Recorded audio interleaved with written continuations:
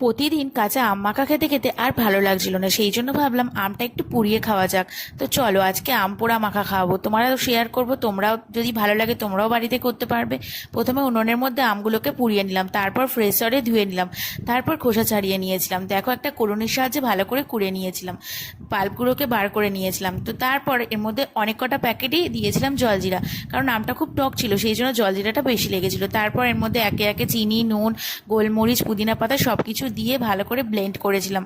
তো তারপর এটা খেতে খেতে মনে পড়ছিল ছোটোবেলার কথা। ছোটোবেলায় আমরা একসাথে বসে এরকমভাবে অনেক খেয়েছি, আর এটা খেতে ভীষণ ভালো লাগে। বন্ধুরা তোমরা একবার গরমের দিনে বাড়িতে ট্রাই করো, দেখবে তোমাদেরও খুব ভালো লাগবে। খেতে খেতে মনে হচ্ছিল যে নুনটা চিনিটা একটু কম আছে, সেই জন্য আবার নুন চিনি দিয়ে ভালো করে ফেটিয়ে নিলাম।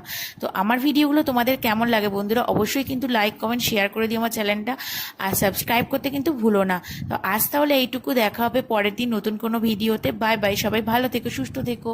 আর